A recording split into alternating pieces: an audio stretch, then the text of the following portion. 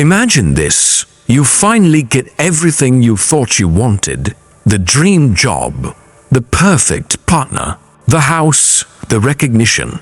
For a moment, you feel that intoxicating rush of happiness. But then, like sand slipping through your fingers, it's gone. You're left staring at the same ceiling, the same restless mind, wondering, why doesn't it last? You see, there is a secret no one tells you. The pursuit of endless happiness isn't just doomed to fail, it's designed to fail. The system wants you chasing, buying, performing, smiling, never stopping long enough to realize that the finish line doesn't exist. And here's the paradox.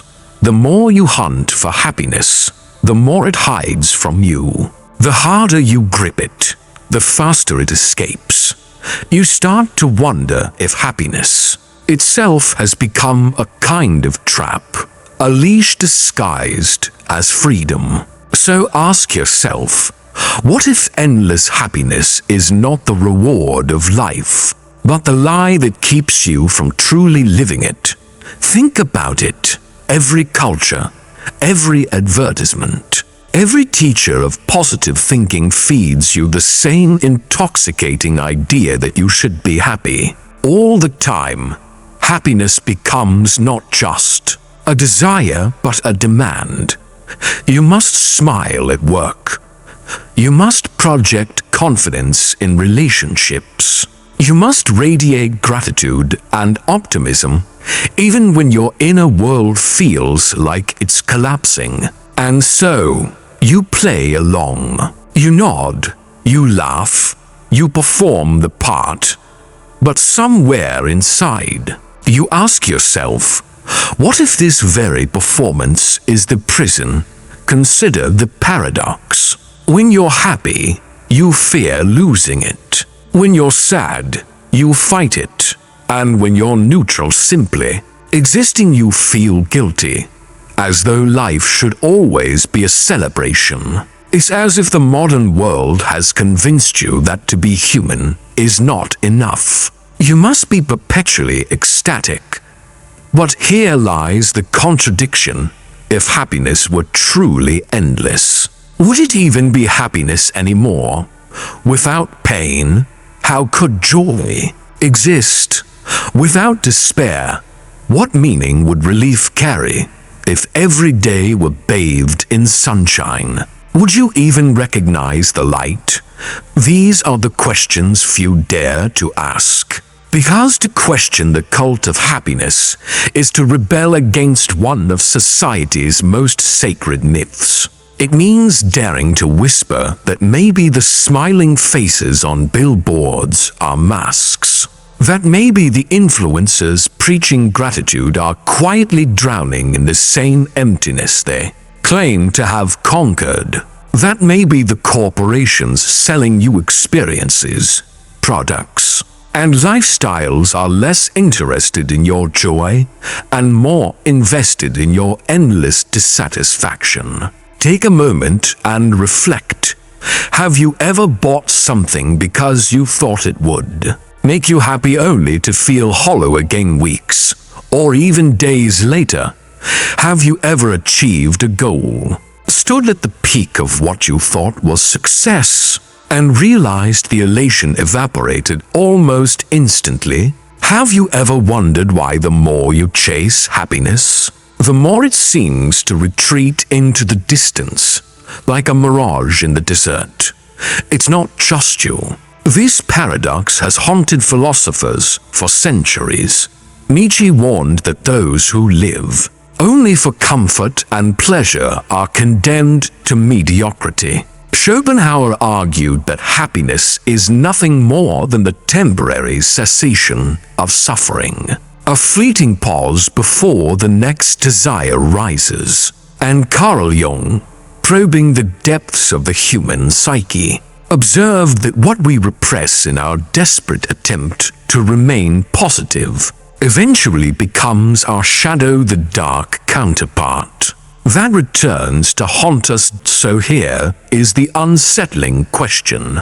What if happiness was never meant to be endless? What if the very idea of constant joy is a lie, one carefully crafted to keep you compliant, consuming, and distracted? Because if happiness is defined as the absence of suffering, then the moment suffering disappears, so does happiness. If it is defined as excitement, then excitement dulls with repetition. If it is defined as peace, then peace cannot be constant without losing its contrast to chaos. Every definition collapses under the weight of permanence. Endless happiness is not just impossible, it is meaningless. And yet, society clings to it. Like moths to a flame, we keep moving toward the illusion. Because to question it would mean dismantling everything we've been taught. That success leads to happiness. That love guarantees fulfillment. That wealth buys freedom from despair. To admit the lie is to confront a terrifying possibility. That the human condition was never designed for permanent bliss. Imagine, then, that everything you've been told, every ad, every slogan, every smiling mask was part of a carefully orchestrated deception, not necessarily by one villainous hand, but by a system that thrives on your endless search. A system that needs you to crave happiness without ever attaining it. Because the craving keeps you buying, striving, performing. So the great question stands before you, burning quietly in your chest. If happiness is not meant to be endless, then what is the point of life if joy cannot be constant? Does that mean suffering is inevitable? And if suffering is inevitable, can meaning be found within it?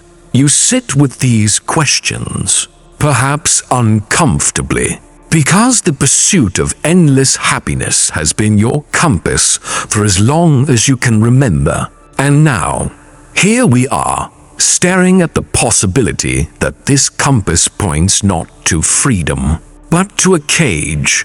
And so, we are left suspended in this paradox unsure whether to cling tighter to the illusion or to step into the terrifying unknown that lies beyond it. The illusion feels safe, familiar, even comforting, but the unknown whispers with a darker, more liberating promise that perhaps life was never about endless happiness at all. This is where the journey begins, peeling back the layers of psychology, philosophy, and society to uncover the hidden truth behind the lie. And once you see it, you may never look at happiness the same way again.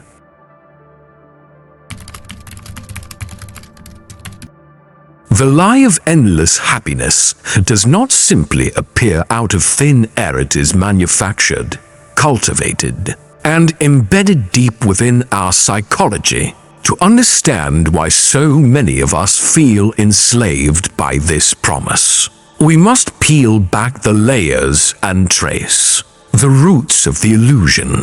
The disturbing reality is that the pursuit of constant happiness has less to do with human nature and more to do with how society has shaped us to behave. Carl Jung once observed that modern man does not see God anywhere because he does not look within himself. Instead, he searches outside into possessions, relationships, and external validations. Happiness, once an intimate and fleeting experience, has been recast into a commodity. It is no longer something you feel, it is something you are told to pursue, package, and perform from childhood. You were taught that success equals happiness. Achieve good grades, get into a respectable career, find love, buy a house, and the gates of eternal joy will open. But hidden inside this formula lies a psychological trick. Each milestone shifts the goalpost, Good grades lead to college. College leads to a job. A job leads to a better job. A house leads to a bigger house. Each victory, instead of offering lasting satisfaction, generates new desires. It is the hedonic treadmill your brain adapts to pleasure, reducing its impact, leaving you craving more just to feel the same spark. Arthur Schopenhauer saw this centuries ago. He argued that life is an endless pendulum, swinging between pain and boredom. When we lack what we desire, we suffer. When we achieve it, the pleasure fades, leaving us restless once more. In this cycle, endless happiness is not just unattainable, it is the bait that keeps the pendulum in motion. But why has society doubled down on this impossible pursuit? Aldous Huxley offered one answer in Brave New World. He envisioned a culture where citizens were pacified by pleasure drugged into complacency, by constant distractions. Sound familiar? Today, it's not soma that keeps us docile, but endless streams of entertainment, social media, and consumer goods. We are not asked to confront the discomfort of our existence. We are asked to numb it, distract it, purchase it away. The system thrives when you believe happiness is always one step further down the road. The psychology is just as insidious. Modern positive psychology, often stripped of nuance, tells you to just think positive, as if the human mind were a switchboard to be rewired at will. But Jung would argue that by repressing the negative, our anger, fear, sadness, we drive them into the shadow.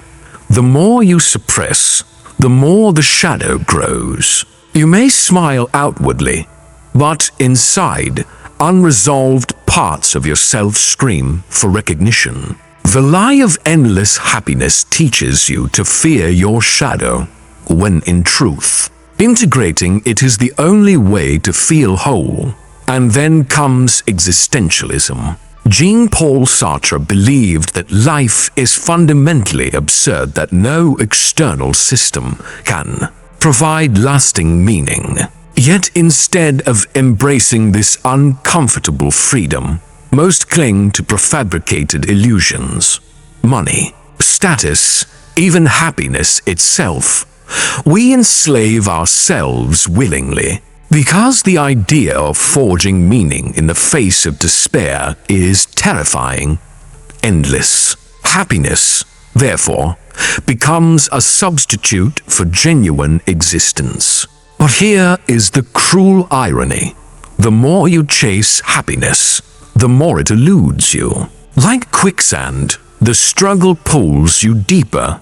Your brain, wired for survival, evolved to notice threats more than pleasures. This negativity bias ensures that pain leaves a deeper imprint than joy.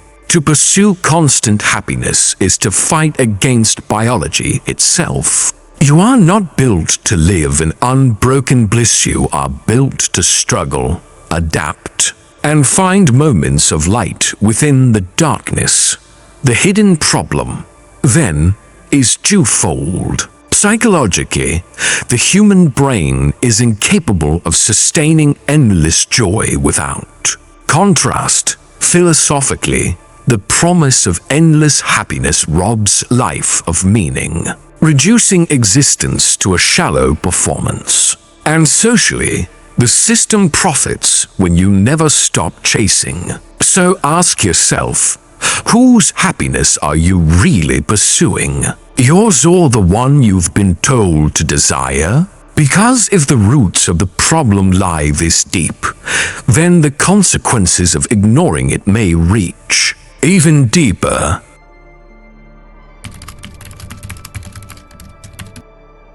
You may believe the myth of endless happiness is harmless, even inspiring, a motivating force that keeps people striving for more.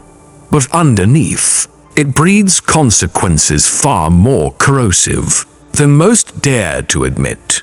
The pursuit of constant joy is not simply futile. It reshapes your mind, corrodes your identity, and quietly sabotages your capacity to live authentically. The first consequence is the erosion of resilience. When you are told that happiness is the only acceptable state, suffering becomes not just painful, but shameful. Instead of viewing sadness, grief, or despair as natural parts of life, you begin to see them as personal failures. You ask yourself, what's wrong with me? Why can't I be happy like everyone else? This inner dialogue is brutal. It convinces you that your very humanity is defective. Consider the data. Rates of depression and anxiety have skyrocketed in modern societies that preach positivity most aggressively. This is not coincidence. Psychologists describe a phenomenon known as toxic positivity, the belief that one must maintain a cheerful outlook no matter what. But repressing negative emotions only intensifies them. Neuroscience shows that emotions, when unprocessed, lodge themselves into the nervous system. They fester. They re-emerge as chronic stress, illness, or explosive outbursts. In the effort to always appear happy, people often plant the seeds of their deepest suffering. The second consequence lies in consumer culture. Endless happiness has become the engine of endless consumption. Each advertisement whispers the same subtle promise: buy this, achieve this, upgrade this, and you will finally feel whole. But the result is a society drowning in possessions yet starving for meaning. Schopenhauer warned of this centuries ago. Desire is a flame that grows stronger with every attempt to satisfy it. In the modern world, this flame has become an inferno, fueling industries that thrive on your perpetual discontent. The third consequence is alienation. When everyone around you seems happy, you feel isolated in your struggles. Social media accelerates this illusion. You scroll through curated highlight reels, comparing your raw existence to someone else's polished performance. The contrast convinces you that you are failing at life, not realizing that their smiles are often as hollow as yours. Dostoevsky understood this despair well. His characters wrestled with the chasm between inner torment and outer appearances, between what is shown and what is endured. In modern terms, this dissonance breeds loneliness, even in a world more connected than ever. But perhaps the most insidious consequence is spiritual numbness. If life is reduced to the pursuit of happiness, then what of meaning, truth, or transcendence? Endless happiness narrows your vision until all that matters is the next dopamine hit. Viktor Frankl, who survived the horrors of the concentration camps, observed that those who endured suffering with meaning often outlived those who sought only comfort. His words pierce the illusion. Happiness is not something you pursue directly. It emerges as a byproduct of living with purpose. When happiness becomes the goal, you forfeit the very depth that gives life substance. Even neurologically, the consequences are dire. Dopamine, the neurotransmitter tied to reward, spikes in anticipation of a pleasure, not its fulfillment. This is why the chase excites you more than the achievement. But when happiness becomes constant expectation, dopamine pathways are overtaxed. The brain dulls, requiring bigger highs to feel alive. This is the root of addiction, not just to drugs or alcohol, but to shopping, scrolling, working, even relationships. Endless happiness trains the brain to crave endlessly, ensuring you are never satisfied, and so the trap is complete. By believing in the myth of endless happiness, you become less resilient, more consumer-driven, more alienated, more addicted, and ultimately, more empty. The lie feeds itself. The more you chase happiness, the less you feel it. The less you feel it, the harder you chase. Round and round the wheel spins, while life itself slips quietly through your fingers. Ask yourself, how many moments have you missed because you were too busy chasing the next one? How many genuine connections were ignored because you were too focused on appearing happy? How much of your true self have you hidden away, terrified that your sadness would expose you as broken? This is the unseen consequence, the slow erasure of authenticity, and unless it is confronted, the lie of endless happiness does not just rob you of joy, it robs you of yourself. But here's the secret society never tells you. Rebellion is possible. To break the cycle, you must embrace what you are taught to fear. And in that rebellion lies not endless happiness, but something far greater.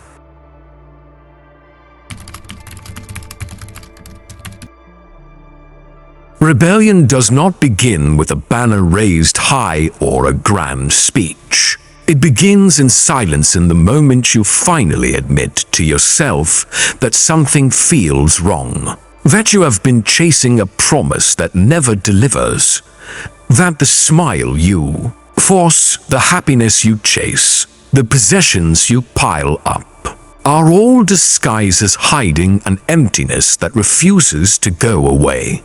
The first act of rebellion, then, is honesty. To say aloud, I am not always happy, and that is okay. This may sound simple, even trivial, but it is radical in a world that equates sadness with weakness. Jung would call this shadow work the courage to face the darker emotions within you. Instead of repressing them, to feel anger without shame, to grieve without apology, to suffer without masking it with a smile. When you allow yourself to confront the shadow, it stops ruling you in secret.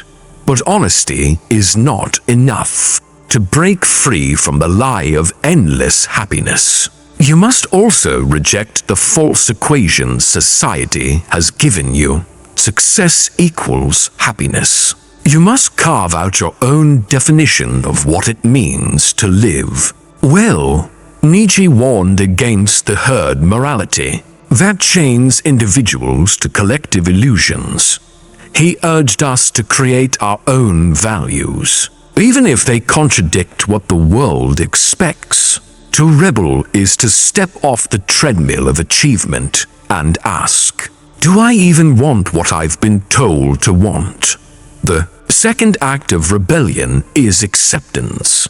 Not the passive kind that leads to resignation, but the fierce acceptance that life is both joy and suffering, light and shadow. Viktor Frankl taught that meaning arises not in spite of suffering, but through it. The goal is not to erase pain, but to weave it into the tapestry of existence, allowing it to give texture to joy. By accepting suffering, you free yourself from the exhausting obligation to always fix it. You stop running. You begin living. The third act of rebellion is presence. Endless happiness thrives on projection, on dangling a future state of bliss just out of reach. Break the spell by rooting yourself in the now. Mindfulness, far from being a wellness trend, is an act of defiance against a culture that profits from your perpetual distraction. To truly taste your food, to listen fully to a friend, to notice the details of the world around you, these are not luxuries, but revolutions. They reclaim your mind from the machinery of endless craving. And finally, the deepest rebellion is meaning. Endless happiness tells you that life's purpose is to feel good. But meaning tells you that life's purpose is to live truthfully, even when it hurts. Frankl's insight rings louder here than ever. Happiness cannot be pursued. It must ensue. It comes as a byproduct of committing yourself to something greater than yourself, whether it be love, creativity, service, or truth. This rebellion is not glamorous. It will not earn applause. It may even make you appear strange to others too. Intense, to melancholic, to unwilling to play along.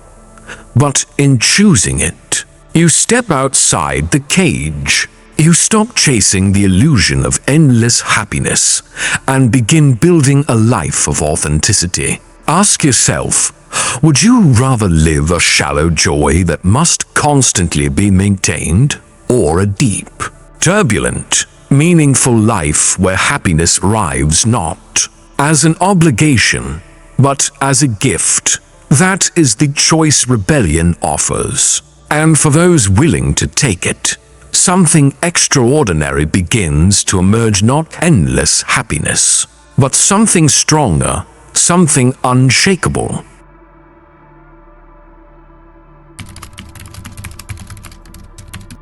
Imagine standing at the edge of your life, looking back, the laughter, the tears, the victories, the humiliations, all of it unfolding like a mosaic. In that moment, would you really want to erase the darkness and keep only the light? Would you strip away the heartbreaks, the failures, the nights of despair? Or would you recognize that without them, the moments of joy would be hollow, empty echoes without resonance? Here lies the ultimate truth. Life was never meant to be a constant state of happiness. It was meant to be an experience, raw, messy, contradictory, overflowing with both suffering and wonder. The shocking truth is that the pursuit of endless happiness is not only impossible, it is the very thing that prevents you from living fully. Carl Jung once said, "I would rather be whole than good." To be whole is to embrace the full spectrum of existence, the shadow and the light, the agony and the ecstasy. Endless happiness demands that you amputate half of yourself, discarding pain as though it were waste. But pain is not waste. It is the crucible where strength, compassion, and wisdom are forged. Nietzsche, too, saw this clearly. His concept of amor fati, the love of one's fate, was not about chasing joy, but about embracing reality exactly as it is. To say yes to the suffering, yes to the chaos, yes even to the absurdity of existence. Endless happiness blinds you. Amor fati awakens you, because once you stop resisting life's darker currents, you discover a freedom more profound than any shallow bliss. The ultimate truth is not happiness, but depth. Depth of experience, depth of meaning, depth of being. Happiness is a flicker beautiful, but fleeting. Depth endures. It transforms every smile and every tear into something greater, the story of a life truly lived. Think of Dostoevsky, who found meaning even in the Siberian prison camps. Think of Frankl, who survived the camps by discovering that life is not about what we expect from it, but about what it expects from us. These men did not find endless happiness. They found something infinitely more powerful, the capacity to endure suffering with dignity, to transform despair into meaning. And here is the paradox that society doesn't want you to see. The moment you stop chasing happiness, you begin to experience it more deeply, not the manic, fragile happiness sold by advertisers, but a quieter, steadier joy that arises from acceptance, presence, and authenticity. It is the joy of knowing you no longer have to play the game. This is the final liberation, to realize that your worth is not measured by how often you smile, how positive you appear, or how perfectly you follow the script of success. Your worth lies in your willingness to live honestly, to face despair without running, to embrace joy without clinging, to stand fully in the storm of existence and whisper, "Yes, this too is part of me." Endless happiness is a lie, but wholeness, that is truth. Wholeness is what gives you the strength to love deeply, to suffer meaningfully, to rise after you fall. Wholeness is what allows you to look back at your life, not as a failed pursuit of happiness, but as a testament to the courage of being human. So the final question is not, how can I be happy all the time? The final question is, am I willing to live fully even when it hurts? Because in the end, it is not endless happiness that makes life worth living. It is the willingness to embrace it all, the chaos, the beauty, the silence, the storm. And in that embrace, you will discover something far more enduring than happiness. You will discover freedom.